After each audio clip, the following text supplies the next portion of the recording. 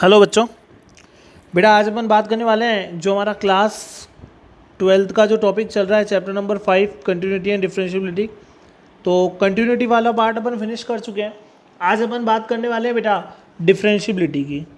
पहले समझेंगे कि बेसिक्स क्या है डिफरेंशिएबिलिटी के, डिफरेंशिएबिलिटी को कैसे अपन को जैसे कंटिन्यूटी समझा वैसे उसको एक बार समझना है। उसके बाद अपना बेसिक डिफरेंशिएशन स्टार्ट हो जाएगा जो अपन 11th क्लास में भी पढ़ा था। अपना बेस वही रहेगा जो अपन 11th में पढ़ा था। ठीक है, तो सबसे पहले तो बेटा मैं बता दूं कि भाई डिफरेंशिएशन में अपन को डिफरेंशिएबिलिटी में चेक क्या करना होता है। देखो, अगर अपन को किसी ग्राफ से देखना हो कि ग्राफ देख के पता चल जाए कि सर ये फंक्शन डिफरेंशिएबल है या नहीं है, अगर कोई आपसे पूछे तो आप देखेंगे कि उसमें शार्प एजेस है या नहीं है। अगर किसी ग्राफ के अंदर शार्प एजेस होते हैं तो उस पॉइंट पे वो फंक्शन कभी भी डिफरेंशिएबल नहीं हो सकता। फॉर एग्जांपल बेटा मॉडुलस फंक्शन आपने देखा होगा, ये अपना मॉड का ग्राफ।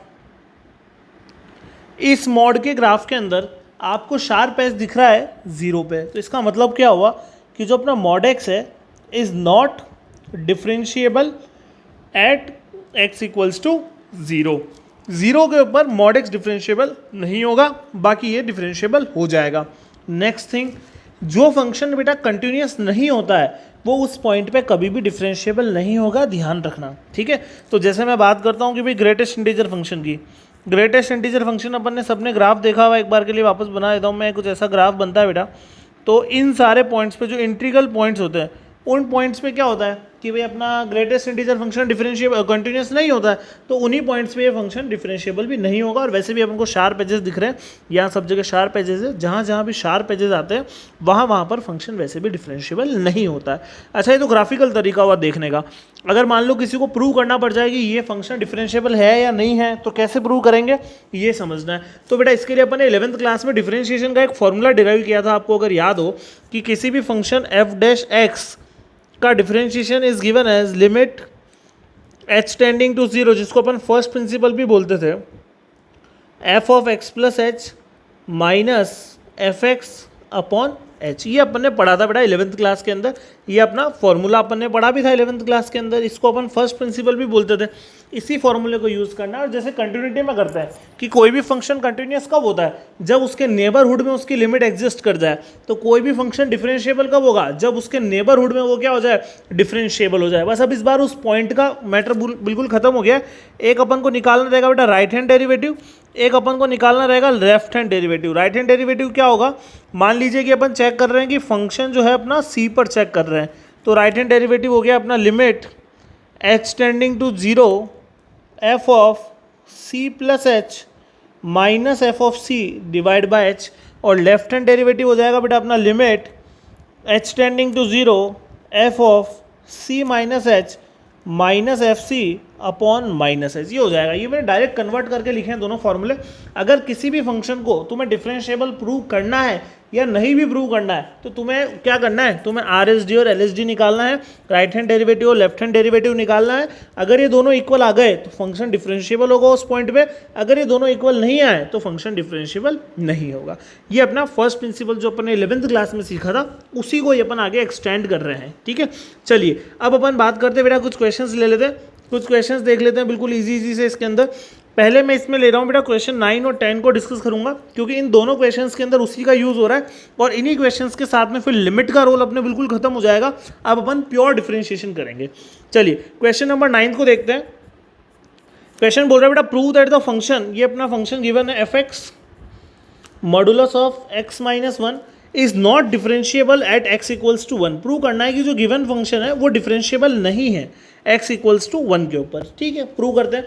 तो अपन को राइट हैंड डेरिवेटिव भी निकालना पड़ेगा और लेफ्ट हैंड डेरिवेटिव भी निकालना पड़ेगा। चलिए अब ध्यान देना, राइट हैंड और लेफ्ट हैंड दोनों ही डेरिवेटिव निकालने हैं, 1 के अलॉन्ग कर रहे हैं, ये भी ध्यान रखना बेटा। तो 1 के अलॉन्ग करते हैं अपन इसको। सबसे पहले बात कर ली मैंने राइट हैंड डेरिवेटिव की। राइट हैंड डेरिवेटिव मेरा हो जाएगा limit h tending to 0 f of c plus h लिखा था ना, तो इस बार अपना सी कौन हो रहा है, 1, तो F of 1 plus h minus f of 1 divide by H, यही बनेगा। ठीक है, अच्छा एफ ऑफ 1 प्लस एच, अगर तुमने यहाँ पर x की जगह 1 प्लस एच रख दिया, 1 से 1 कट जाएगा, कौन बचेगा, केवल h बचेगा, ये केवल h बचा। Limit h tending to 0 mod h minus f of 1, अगर बेटा निकालोगे 0 आएगा, एफ ऑफ 1 लिखने की ज़रूरत नहीं, हटाओ, डिवाइड बाय एच। ठीक है, मॉड एच कोई भी पॉजिटिव नेगेटिव कैसा भी होता, एच रह जाता, एच से एच कट गया, 1 कांस्टेंट नंबर पे लिमिट का कोई फर्क नहीं पड़ेगा। राइट हैंड डेरिवेटिव अपन ने निकाल लिया और राइट हैंड डेरिवेटिव अपने पास में कितना आया, 1 आया। चलिए अब बात करते हैं बेटा इसी के left hand derivative. Left hand derivative का मतलब हो जाएगा limit h tending to 0 f of 1 minus h minus f of 1 divide by minus h. ध्यान रखना एग्जाम में जो गलती होती है वो यही होती है कि अपन यहाँ माइनस लगाना भूल जाते हैं। माइनस आएगा लेफ्ट हैंड डेरिवेटिव में। देखो बेटा एक बार वापस देख लेते हैं कि 1 माइनस एच कितना आएगा। अगर मैं x की जगह 1 माइनस एच रखूँ 1 1 तो कट जाएगा, मॉड के अंदर माइनस एच, एफ ओ 1 तो अभी अपन ने निकाला ही था 0, तो ये तुम्हारे पास में आ गया limit h tending to 0 mod के अंदर minus h upon minus h. Mod की वजह से तो हो जाएगा plus h upon minus h, cut गया कितना आ गया -1। कॉन्स्टेंट नंबर पर लिमिट का कोई फर्क नहीं पड़ेगा। राइट हैंड डेरिवेटिव और लेफ्ट हैंड डेरिवेटिव दोनों ही इक्वल अपने पास में नहीं आए हैं। ना तो राइट हैंड डेरिवेटिव अपने पास में 1 आ रहा है, इधर एक बार लेफ्ट हैंड -1 आ रहा है, दोनों ही इक्वल नहीं है। दिस इम्प्लाइज बेटा function is not differentiable at x equals to 1। Function differentiable नहीं है। अच्छा ये तो मैंने मैथमेटिकली कर दिया। मान लो भाई यही चीज़ कंपटीशन में होती है, आपको शॉर्ट में करनी होती है, तो एक छोटी सी चीज़ मैं आपको सिखाता हूँ। वैसे आपने 11th क्लास में सीख रखी है, हल्का सा डिस्कशन ले लेते। बेटा x माइनस 1 आ रहा है, y equals to modulus of x minus 1। अगर आपको इस ग्राफ को बनाना पड़ा तो आपको पता है आपको शिफ्टिंग करनी पड़ेगी, ठीक है ना। y equals to mod x होता है तो सीधा सीधा सा भाई ऐसा ग्राफ बन जाता है। लेकिन यहाँ पर क्या आ रहा है, y equals to mod x minus 1 आ रहा है, मतलब x 1 होगा तो y कैसा होगा, 0 होगा। तो इसका मतलब जब x 1 होगा y 0 होगा तो ग्राफ कुछ इस तरीके से अपना शिफ्ट हो जाएगा। अब इसमें आपको शार्प एज दिख रहा है ना, शार्प एज का यहाँ है, तो फंक्शन ऑब्वियसली यहाँ पर डिफरेंशिएबल नहीं हो सकता था और हमने वही काम किया। ठीक है, चलो अब बात करते हैं 10th की। 10th में कौन दे रखा है बेटा, ग्रेटेस्ट इंटीजर फंक्शन। बोल रहा है कि नॉट डिफरेंशिएबल। अपन को पता है भाई ग्रेटेस्ट इंटीजर फंक्शन जब कंटिन्यूस ही नहीं होता है तो डिफरेंशिएबल कहाँ से हो सकता है, होना ही नहीं है। बस प्रूव कर देते हैं, मैं 1 के लिए प्रूव कर देता हूँ, 2 के लिए आप खुद से करना। 1 के लिए मैं करता हूँ अपना फंक्शन ग्रेटेस्ट इंटीजर फंक्शन, और मैं आपके लिए कर रहा हूँ बेटा x इक्वल टू 1 के लिए। सबसे पहले बात कर लेते हैं right hand derivative. Limit h tending to 0, इसको हटा देते हैं, किसी काम का नहीं। Limit h tending to 0 f of 1 plus h minus f of 1 divide by h. देखें ध्यान से क्या बनेगा, limit h tending to 0 1 plus h greatest integer of 1 plus h minus greatest integer of 1 divide by h. अब देखें बेटा H क्या है, बहुत स्मॉल क्वांटिटी। 1 के अंदर अगर मैंने कोई बहुत स्मॉल क्वांटिटी ऐड भी कर दी तो 1.0001 बनेगा। अब 1.001 का अगर मैं ग्रेटेस्ट इंटीजर निकालूँ तो 1 आएगा। 1 minus 1 upon H, 0 upon H 0, फिर कांस्टेंट नंबर आ गया। भाई लिमिट तो लगनी है नहीं, खत्म हो गया। ऐसा नहीं कि भाई सर हम पहले नहीं, पहले हमेशा क्या बोला, सिंप्लीफाई। तो 0 अपॉन एच सिंप्लीफाई होकर पहले कितना देगा, 0 देगा। तो फिर लिमिट एच टेंडिंग टू 0 0 पे लग रही है भाई, कांस्टेंट नंबर आ गया। कांस्टेंट पे कभी लिमिट नहीं लगती है। ये मेरा राइट हैंड डेरिवेटिव निकल गया। अब समझना left hand derivative. Left hand derivative बेटा limit h tending to 0 f of 1 minus h minus f of 1 divide by h. ध्यान से देखें, limit h tending to 0 f of 1 minus h greatest integer of 1 minus h minus f of 1 greatest integer of 1 divide by h minus h, sorry. अब देखो क्या हो जाएगा, 1 minus H, 1 में से तुमने कोई क्वांटिटी कम कर दी, मतलब 0.999 लेकर आ गए। 0.999 का ग्रेटेस्ट इंटीजर क्या होने वाला है, 0। तो ये तुम्हारे पास रह गया 0 minus 1 divide by minus h. अब स्टेप को थोड़ा ध्यान से देखें, limit h tending to 0 minus 1 upon minus h, तो ये रह जाएगा बेटा प्लस का 1 बाय एच। अब तुमने अगर एच को 0 रख दिया तो ये तुम्हारे पास में क्या आ जाएगा, नॉट डिफाइंड। तो भाई एक डेरिवेटिव तो डिफाइन ही नहीं हो रहा है, जो अपना लेफ्ट हैंड डेरिवेटिव, तो सीधा सीधा सा मतलब हो गया right hand derivative is not equals to left hand derivative. दोनों इक्वल नहीं, थोड़ा इधर उधर लिख दिया, ठीक है। So this implies the given function is not differentiable at x equals to 1। अब सेम इसी तरह से क्या करना है आपको, 2 के लिए भी करना है। चलिए इसी के साथ में बेटा जो लिमिट वाला पार्ट था वो अपना फिनिश होता है। अब अपने पास में जो बचा है वो कंप्लीट प्योर डिफरेंशिएशन बचा है। अब थोड़ा ध्यान दे, अब इसमें तो बहुत इजी से क्वेश्चन है, 1 to 8 वैसे सब आपको आते हैं। स्टिल मेरा एक सजेशन है, इस वीडियो के डिस्क्रिप्शन में भी लिंक डालूंगा, इस वीडियो के आई बटन में भी लिंक डालूंगा। जो 11th क्लास के अंदर मैंने आपको बेसिक डिफरेंशिएशन सिखा रखा है ऑलरेडी, उसको एक बार आपको रिकॉल कर लेना है ताकि आगे कोई भी दिक्कत नहीं आए। ये 8 क्वेश्चन जो बिल्कुल उसी से ही रिलेटेड है, तो ये 8 में एक बार डिस्कस कर रहा हूँ। अगर आपको इससे पूरा रिमाइंड हो जाता है तो बहुत अच्छी बात है, नहीं तो आप एक बार वो दोनों वीडियोस ज़रूर देखें, उसके बाद इसके आगे आने वाली वीडियोस पे आप ध्यान दें। चलिए बेटा फर्स्ट क्वेश्चन से बात करते हैं। बेसिकली यहाँ पे कंपोजिट फंक्शन का डिफरेंशिएशन में ध्यान रखना। साइन एक्स स्क्वायर प्लस 5 को डिफरेंशिएट करना बहुत ईजी है। सबसे पहले मैंने आपको सिखा रखा है कंपोजिट आता लास्ट से स्टार्ट करना। एक्स स्क्वायर प्लस 5 का डिफरेंशिएशन क्या है 2x, और साइन का differentiation cos x square plus 5 हो गया अपना काम। Next cos of sine x आ रहा है, cos of sine x last में आ रहा है बेटा साइन, साइन एक्स का कॉस एक्स, फिर आ रहा है कॉस, कॉस का माइनस साइन और साइन एक्स। थर्ड वाला बहुत इजी से क्वेश्चन है ये, sine of a x plus b, last सबसे पहले किसका होगा ए एक्स प्लस बी का, ए एक्स प्लस बी का तो कितना रह जाएगा केवल ए, और साइन का ये cos A x plus B. अगर ये वाली चीज़ें बेटा आपको नहीं समझ में आ रही, मेरा फिर से सजेशन है आप पहले वो दोनों वीडियोस देखेंगे, उसके बाद इसको कंप्लीट करेंगे और फिर आगे का पढ़ेंगे तो आपको बहुत ईजी रहेगा। ध्यान रखना वो आपको बिल्कुल बेसिक डिफरेंशिएशन का आइडिया दे देगा कि भाई कैसे क्या होता है। फोर्थ वाला भी देखो, सबसे पहले फंक्शन कौन आ रहा है रूट एक्स। 11th में भी मैंने आपको बोला होगा, नहीं तो आपने पढ़ा होगा कहीं ना कहीं आपने सीखा होगा भी रूट एक्स का फॉर्मूला हमेशा सीधा याद रखो। रूट एक्स का डिफरेंशिएशन होता है 1/2 रूट एक्स। उसके बाद आ रहा है बेटा टेन, टेन का डिफरेंशिएशन सेक स्क्वायर और ये root x as it is. उसके बाद आ रहा है सेक, सेक का सेक एक्स टेन एक्स। अब उस सेक के साथ में पूरा का पूरा मैं इसको नीचे लिख रहा हूँ, उस सेक के साथ में क्या बनेगा बेटा ये मल्टीप्लाई में, ये ध्यान रखना इसी के साथ में टर्म सेक एक्स और उसी के साथ में टेन एक्स, और जो एंगल है वो पूरा का पूरा एज इट इज चलेगा। कंपोजिट फंक्शन का जो चेन रूल है वो बेसिकली पूरा का पूरा कंप्लीट फॉलो होगा, ये अपन को ध्यान रखना है। 1 मार्क्स के क्वेश्चन है, ज़्यादा घबराने वाला काम नहीं। क्वेश्चन 5 अच्छा क्वेश्चन है, दो चीज़ें डिवाइड हो रही u बाई वी। अगर आपको याद हो बेटा कि जब अपन u बाई वी का डिफरेंशिएशन करते हैं, u बाई वी का डिफरेंशिएशन जब अपन निकालते हैं तो क्या होता है, u बाई वी का डिफरेंशिएशन का फॉर्मूला बनता है v square, v as it is u का differentiation, u as it is v का डिफरेंशिएशन, यही बनता है। चलो कुछ उसी को यूज़ किया।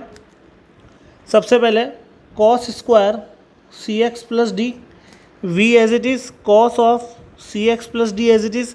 इसको डिफरेंशिएट करेंगे बेटा तो ए एक्स प्लस बी, अभी अपन ने थोड़ी देर पहले भी किया था, ए एक्स प्लस बी का ए बाहर और साइन का अपने पास में हो जाएगा cos ए एक्स प्लस बी। उसके बाद आएगा अपने पास में माइनस और v, अभी अपन ने v एज इट इज़ रखा था u एज इट इज़, मतलब यहाँ रह जाएगा, इस वाली टर्म को यहाँ लिख रहा हूँ sine of a x plus b as it is, cos c x plus d का करेंगे c बाहर, कॉस का minus sine c x plus d, ये अपना इसका डिफरेंशिएशन हो जाएगा। थोड़ा बहुत अगर आप इसको सिंप्लीफाई करना चाहते हैं आप कर सकते हैं, नहीं भी करेंगे यहाँ भी छोड़ेंगे क्योंकि ये 1 मार्क्स के क्वेश्चन है, इनमें कोई भी दिक्कत वाली बात नहीं है। क्वेश्चन नंबर 6 एक बहुत बढ़िया क्वेश्चन है, ध्यान से देखें, ये मेरे हिसाब से कंसेप्ट क्लियर करने वाला एक बहुत अच्छा क्वेश्चन है। देखने पे कभी कभी अपन को लगता है कि ये सिर्फ और सिर्फ कंपोजिट फंक्शन का क्वेश्चन है, ऐसा नहीं है बेटा। आप थोड़ा सा ध्यान दें, यहाँ पर ये दो चीज़ें क्या हो रही है मल्टीप्लाई भी हो रही है, तो ये एक कंपोजिट होने के साथ साथ प्रोडक्ट रूल का भी क्वेश्चन है। प्रोडक्ट रूल की अगर मैं बात करूँ, यूवी का डिफरेंशिएशन बेटा, यूवी का डिफरेंशिएशन यू कांस्टेंट, वी का डिफरेंशिएशन वी कांस्टेंट, यू का डिफरेंशिएशन, यही फॉर्मूला है ना। तो अभी अपना ये फंक्शन बन रहा है, फंक्शन में लिख रहा हूँ और फिर मैं डिफरेंशिएशन करूँगा cos x cube dot sine square x की पावर 5, इसको अपन को डिफरेंशिएट करना है, ठीक है ना। अभी मैं इसको हटा रहा हूँ, थोड़ा ध्यान से देखें। देखो सबसे पहले जैसा मैंने कहा यूवी लगाना है, यूवी लगाया, कॉस एक्स क्यूब को रखा कांस्टेंट, इसका डिफरेंशिएशन करेंगे, लास्ट से स्टार्ट करें, एक्स की पावर 5 का 5 एक्स की पावर 4 हो जाएगा। फिर आ रहा है बेटा साइन स्क्वायर, साइन स्क्वायर का डिफरेंशिएशन तुमने पढ़ा हो तो अच्छी बात है और तुम्हें याद भी रखना है, वैसे डायरेक्ट याद रखना है। वैसे यहाँ पर क्या हो रहा है, 3 तरह के फंक्शन है, सबसे पहले एक्स की पावर 5 है, फिर स्क्वायर फंक्शन है और फिर साइन फंक्शन है। बट साइन स्क्वायर को एज ए फॉर्मूला याद रखो, साइन स्क्वायर का डिफरेंशिएशन होता है 2 साइन एक्स कॉस एक्स, तो कुछ उसी हिसाब से ये बन गया 2 साइन एक्स, एक्स की जगह कौन आ रहा है एक्स की पावर 5 कॉस एक्स की पावर 5। ये first part complete, then plus, यहीं खत्म नहीं हुआ है, ध्यान रखना। अभी अपन ने u कांस्टेंट रखा था, अब v को रखें कांस्टेंट, साइन स्क्वायर एक्स की power 5 constant, cos x cube का डिफरेंशिएशन, फिर से कंपोजिट फंक्शन बन रहा है, ध्यान दें, एक्स क्यूब का हो गया 3x स्क्वायर, कॉस का माइनस साइन, ये माइनस साइन। अब यहाँ से अगर आप कुछ कॉमन निकालना चाह रहे हैं, कुछ कॉमन निकल रहा है लेना चाह रहे ले लीजिए, इसको यहाँ भी छोड़ेंगे, कहीं कोई दिक्कत नहीं है, ये सारे 1 लाइनर है, बट कंसेप्ट वाइज बड़े इंपॉर्टेंट है, आपको ध्यान रखना है। चलिए आगे बढ़ते हैं। 7th वाला बहुत इजी सा और एक इम्पॉर्टेंट सा क्वेश्चन है, 1 मार्क्स में आया हुआ है काफ़ी बार, क्योंकि यहाँ पर भी वही हो रहा है बेटा, कि यहाँ पर फंक्शन काफ़ी ज़्यादा है। सबसे पहले कौन आ रहा है, एक्स स्क्वायर का डिफ्रेंशिएशन कितना हो जाएगा 2x। फिर आ रहा कॉट का डिफ्रेंशिएशन अगर आपको याद हो माइनस कॉसेक स्क्वायर एक्स होता है, माइनस कॉसेक स्क्वायर एक्स। अच्छा इसके साथ में क्या एक कांस्टेंट है, वो कांस्टेंट एज इट इज रहने देना, बाकी आंसर में गड़बड़ आएगी क्योंकि भी कांस्टेंट का तो कभी अपन करते ही नहीं है डिफ्रेंशिएशन। एक्स स्क्वायर का हो गया 2x, कॉट का क्या होता है माइनस कॉसेक स्क्वायर और x की जगह कौन आ रहा है एक्स स्क्वायर। फिर ध्यान देना फंक्शन आ रहा है रूट, और अभी थोड़ी देर पहले बताया था मैंने रूट एक्स का डिफरेंशिएशन कौन होता है 1/2 रूट एक्स। तो 1/2 और रूट एक्स की जगह कौन है इस बार कॉट एक्स स्क्वायर। ये अपना फाइनल आंसर हो गया। फिर वही अगर ये थोड़ा बहुत भी सिंप्लीफाई हो रहा है, थोड़ा बहुत भी सिंप्लीफाई कर लेना है, नहीं हो रहा है तो वहीं छोड़ देना है। क्वेश्चन नंबर 8 बिल्कुल फालतू सा, बिल्कुल ईजी सा। रूट एक्स का डिफरेंशिएशन 1/2 रूट एक्स और कॉस का कितना हो जाएगा माइनस साइन रूट एक्स। इसी के साथ में बेटा अपना ये बहुत बेसिक डिफरेंशिएशन खत्म हो गया। फिर बता रहा हूँ डिस्क्रिप्शन में भी डालूंगा, आई बटन में भी लिंक डाल रहा हूँ। क्लास 11th का अपन को एक बार बेसिक डिफरेंशिएशन रिकॉल कर लेना है। जिन बच्चों को भी दिक्कत है, फॉर्मूले वगैरह याद नहीं, वो थोड़ा सा वहाँ पर देख ले, ठीक है ना। उसके बाद अपन स्टार्ट करेंगे नया। उसके बाद अपन नेक्स्ट एक्सरसाइज लेंगे डेरिवेटिव्स ऑफ इम्प्लिसिट फंक्शन, यहाँ से अपन अपनी नेक्स्ट स्टार्टिंग करेंगे। क्लियर। तो ये वीडियो अपने लिए इतना ही। यहाँ तक अगर किसी को कोई भी डाउट है तो मेरे को ज़रूर बताएं। Okay, thank you.